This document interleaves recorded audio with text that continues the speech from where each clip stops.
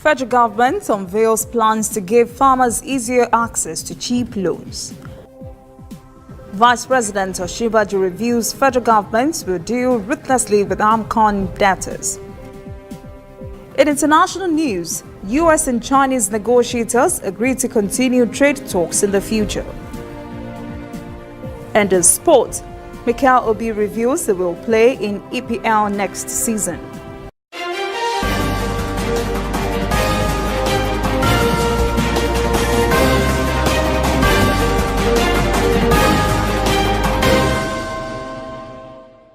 This is ANN News. I am Olajumoke Olatunji. Vice President Professor Yemi Osinbajo has revealed the federal government's tough stance on AMCON debtors walking the street freely. Osinbajo says the federal government will deal ruthlessly with institutions and individuals indebted to Asset Management Corporation of Nigeria, AMCON.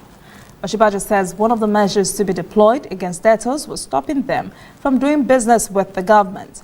Osinbajo said the debtors had made it impossible for AMCON to resolve its outstanding 5 trillion naira debt. He said that debtors' bad behavior holds the entire nation at ransom. The Nigerian farmer has always had problems accessing funds to mechanize or to advance farming capabilities. This apparently has not gone unnoticed by the federal authorities. A new plan has been unveiled by the government which would give farmers easier access to cheap loans. Kelechi Emekalam has the details. Femi Moses is a poultry farmer in the outskirts of Nigeria's capital, Abuja. He owns this farm of 5,000 birds and hopes to expand, but he can't find credit to do so. Commercial banks consider agribusinesses high risk, and they charge prohibitive interest rates, plus collateral security requirements puts off millions of farmers. So the plans to revigorate the Bank of Agriculture and let farmers have a say in its operations is an exciting news for him. Currently, the bank has very few branches and farmers see it as very detached. Femi would like that to change for the bank to make meaningful impact on agriculture. Like this place, we have more than 50 poultry farmers around Buhari. If they set up a branch in Buhari and convince the farmers to bank with them, then they know the farmers, they will know the needs of the farmer, and they can easily reach the farmer. And that way too, the farmer can come to them. Most of the farmers, they are in need of intervention fund. The Bank of Agriculture was established in 1972 to provide low-interest credit to farmers. But years of underfunding meant its ability to meet demand was outstripped, and currently it struggles to sustain itself. The Bureau for Public Enterprises, which oversees parastatals, wants farmers to buy 60% stakes in it. But selling a non-performing asset like the Bank of Agriculture means it will have to carry out an aggressive campaign to interest farmers. The Bureau, has organized a sensitization, program that will take us around all the 6 geopolitical, zones to sensitize the farmers, particularly the crop associations, and also farmers, generally, on the need for them to patronize, the public offering of shares when, is, eventually, made. Part of the problem that hobbled the Bank of Agriculture is the huge toxic loans it provided for farmers. For instance, the bank paid out more than $70 million to farmers in the past 3 years, and it struggles to recover it, which is why the plans to revamp it goes beyond raising the needed capital. The government is also exploring ways to make it sustainable.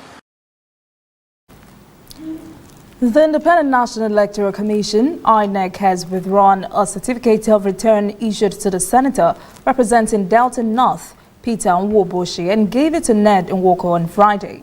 This action followed a court ruling that recognized Nwoko as the renewing candidate of the People's Democratic Party in Delta North Senatorial District in the elections held in February. The presiding judge held that Nwoko scored 453 votes to defeat Nwoboshi, who came second with 405 votes.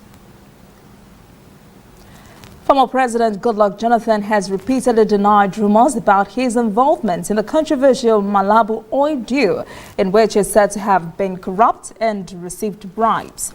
In a statement by Ikechukwu Eze, media advisor to the former president, Jonathan describes the allegation as recycled falsehood that is blatantly dishonest, cheap and predictable. The federal government has recently accused Jonathan and other officials who worked in his government of bribery and corruption, which it says were not in the interest of Nigerians. In the same filing, the government is seeking at least $3.5 billion in damages from oil giants ENI and Shell over the controversial oil deal.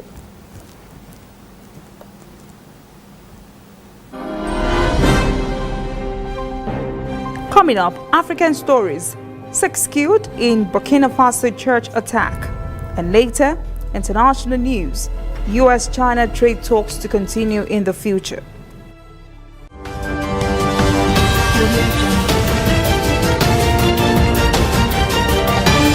You are watching ANN. This used to be me.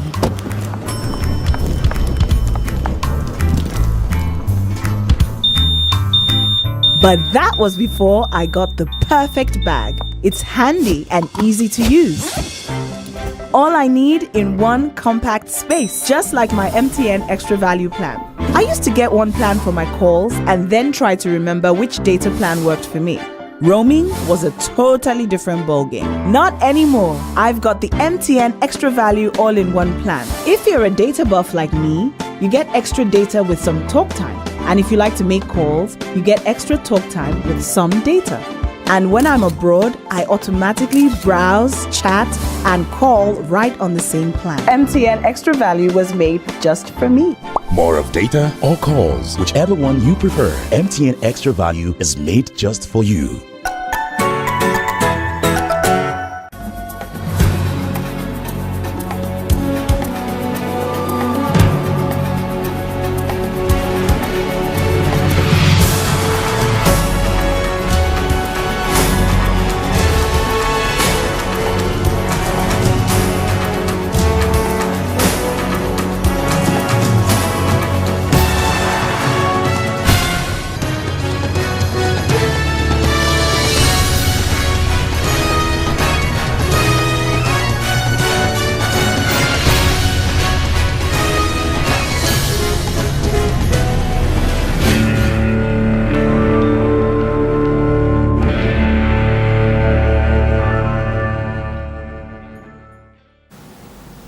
Welcome back. This is ANN News. In African stories, the African National Congress has won the elections in South Africa, but by a smaller majority.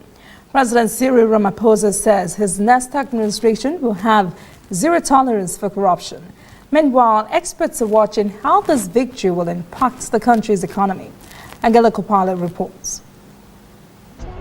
Economists monitoring South Africa's socio-economic environment don't expect to see too much change in the short term.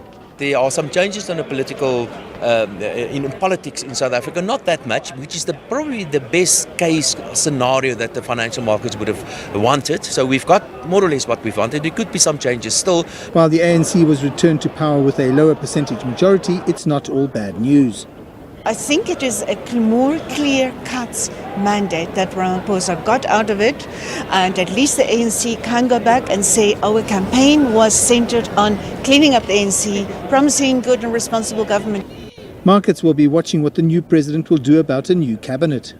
Will it be a mixed cabinet in the sense of the good guys and the bad guys, or will it be a Cyril cabinet? And then, of course, after that, who's going to be the Minister of Finance and what kind of policies can we be looking forward to? And I'm afraid those policies are probably going to include a lot of very, very bad medicine. And the sooner the president does this, and the sooner he takes those very unpopular decisions, the better for him and the better for the South African economy. Analysts say that Ramaphosa was hamstrung by internal politics during his first short term in office. I think it should be able, the ANC under Cyril Ramaphosa, under this type of mandate, be able to move ahead more clearly than it had been in the past. Now that the elections are out of the way, it's time to get down to the brass tacks of actually building the economy and getting those people who are unemployed employed. South Sudanese people are getting weary of insecurity in their country. Insecurity in the country dates back many years, even with the signing of several peace agreements that saw the release of political prisoners. Peace still eludes the country. Now, citizens are calling on the government to do better. Patrick Oyet reports. The wait for formation of a new government in South Sudan continues. The more than 2 million South Sudanese refugees who are in the other East African countries due to war in their country are still unable to return home. South Sudan's security situation remains unpredictable. A unity government comprising all political groups previously scheduled to be formed this month is now postponed until November this year. We are extending so that you don't lose more lives. We are extending so that we avoid going back to war. We are extending because we want to ensure that the security arrangements are completed and everything is set in place so that we avoid the issue of the two armies. Residents of South Sudan's capital, Juba, have been expressing their views on the delay in forming a new government. On the violence, the corruption, whatever the government is doing, still on. There's no difference. Actually, if these 6 months is not added, some of these things could have come and stopped. But now, on these 6 months things, which means we are going to have still more killing, the security kind of thing. People are not safe. Let the government make sure that the security is arranged well, and two, let all the army be under one command. So there will be respect, because the command will come from one person. So that to avoid that mistake of 2016. In 2016, a poorly arranged security sector led to clashes between forces loyal to President Kiir and the then Vice President and opposition leader Riek Machar in South Sudan's capital, Juba. The fighting took place 2 months after Riek Machar had returned to South Sudan. Everyone here is concerned about security situation in the country, but how it should be handled is where people differ. The East African regional body, IGAD, is urging the South Sudanese people to continue having hope while it works to bring peace back to the country. Burkina Faso's government has described Sunday's attack on a church in northern Dablo town as a barbaric act of terrorism, which aims to divide the population. Gunmen killed 6 persons, including the priest, in an attack on a Catholic church as Mass was being celebrated. The attackers said to be numbered between 20 and 30, then burned down the church. The town's mayor, Wosman Zongo, said there was panic as other buildings were set ablaze and a health center looted. The government has promised to punish the men who carried out the attack. This is the 3rd church attack in 5 weeks. Jihadist violence has been on the upswing in Burkina Faso since 2016.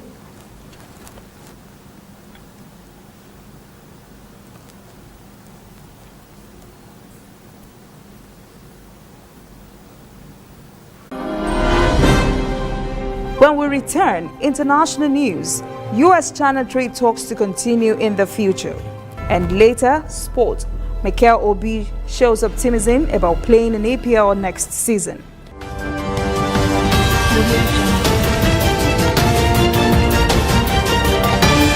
You are watching ANN. Dear Mommy, you went out that night with the baby in your tummy, but you did not come back. The baby is very fine and she eats and sleeps a lot. Everyone says that you are in a better place, but I miss you so much. I keep asking them, where is the better place, but nobody answers me. Auntie Kemi just hugs me and says go and play. Mommy, I miss you. Please, when are you coming home? I still do miss you, Mom. And in honor of your memory, I'm a doctor today working with the MTN Foundation to save mothers and children every day.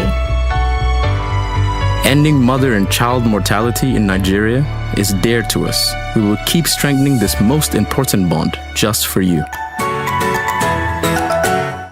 Whether in your house, at your office, on your phone or online, we are there. We have the facts behind the headlines. We cut to the chase with the news you really need. We cover every angle.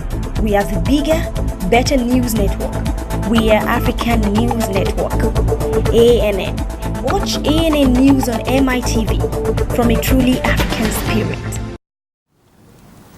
Welcome back. This is ANN News. In international stories, Chinese Vice Premier Liu He was in Washington, D.C. last week for a continuation of trade talks between the two countries. The United States has just increased tariffs on billions of dollars worth of Chinese goods. The talks yielded no result, and the two countries have agreed to continue the talks in the future. We came with the candor of the Chinese government to Washington. Both sides had very open and constructive talks. That was China's top trade negotiator in a meeting with Chinese media, straight after 2 days of intense trade talks.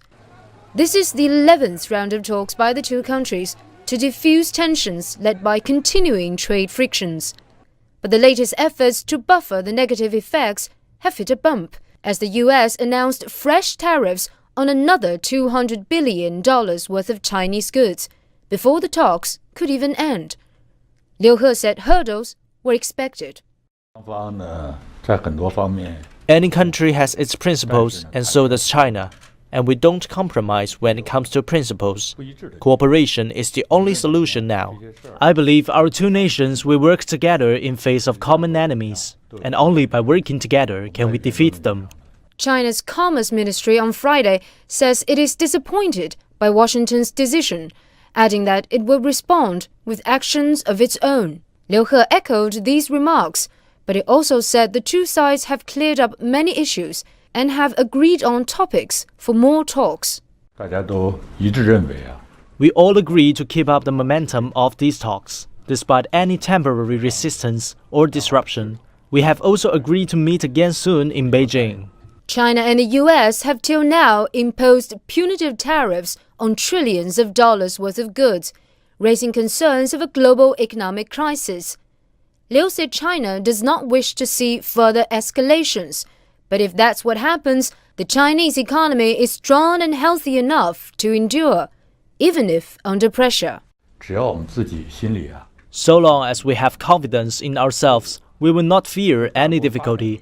Challenges can be good for a great country's development. Liu He said negotiators have begun drafting an agreement, and that China hopes the resulting document treats both sides equally.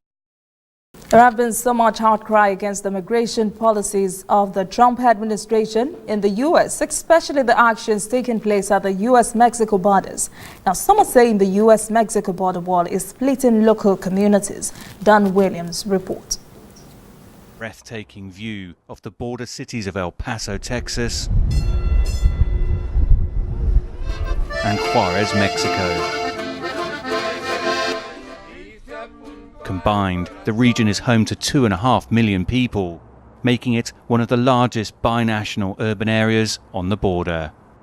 What does separate the two cities is this: a towering fence or border wall. This barrier runs for some 200 kilometers and was erected in 2008. Between 2008 and 2012, Juarez was labeled the world's most violent city, as drug violence increased and cartel rivals fought to gain control of the border city. US President Donald Trump says the contrast between the two cities demonstrates the effectiveness of a wall. But that's not the case, according to El Paso's mayor, Dee Margo. We were considered number 2 or number 3 as the safest city in the nation before the fence went up, and we're number 1 since. For many, family life is so scattered across the border that the two communities remain intertwined, regardless of a wall or barrier fence. People live in Juarez, live in El Paso, and their families. The family, half the family lives in El Paso, half the family lives in El Paso, or the cousin or the uncle. So that creates that atmosphere of togetherness. This, though, is one of the key factors that threatens to undermine the region's economy. Huge lines of traffic, all coming in from Mexico, all adding hours to the commute. The journey time from Juarez into El Paso can take as long as 5 hours to cross by car, and even longer for trucks. The Kentucky Bar in Juarez relies on tourism, thanks to a pretty decent claim to fame. It is here, they say, where the margarita drink was invented. Legend has it a barman concocted the drink after a customer had asked for a special drink for his wife, margarita. The establishment says it sells as many as 1,600 of them a day. The long queues at the border are damaging trade.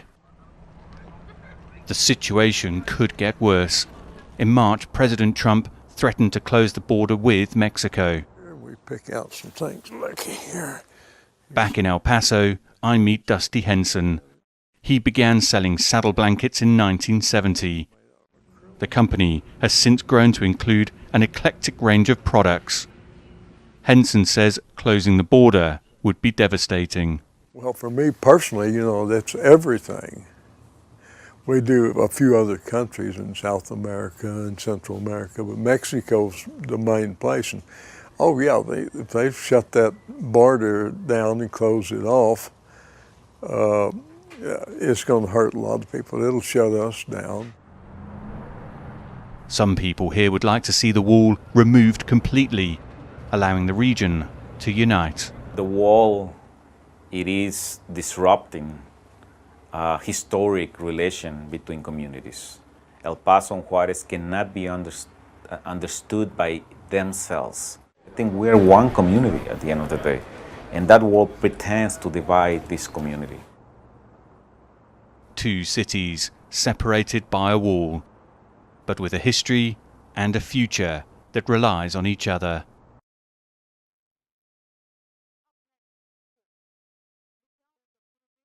Playing in EPL next season. Stay with us.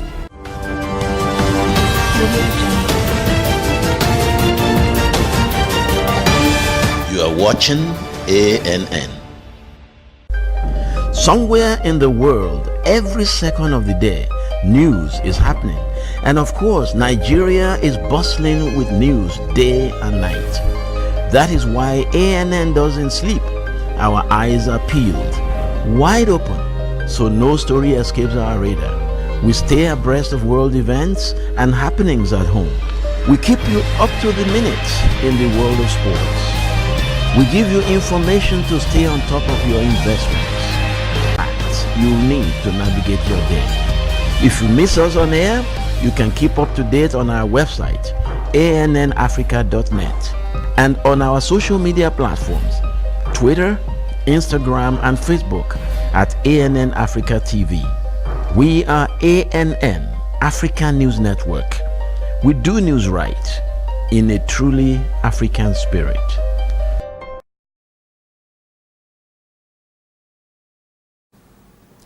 Welcome back. This is ANN News and Sport Now. Super Eagles captain John Obi Mikel, whose short-term contract to the Middlesbrough has ended, says he wants to remain in England. Mikel says football mobility is part of the job. Sunday Olopade has been crowned the 62nd golf champion in Kumasi, Ghana. Olopade beat other top contenders to win the title. The Nigerian golfer held on to the lead from the first day all to the way to the final day to emerge winner. The competition served as a good warm-up for this week's African Tour tagged Port Harcourt Classics. Good one there. And that is ANN News this evening. Thank you for joining us. For details on this and other stories, visit our website and social media platforms and join the conversation on Twitter, Instagram, and Facebook at ANN Africa TV. I am Olajumoke Olatunji. Have a pleasant evening.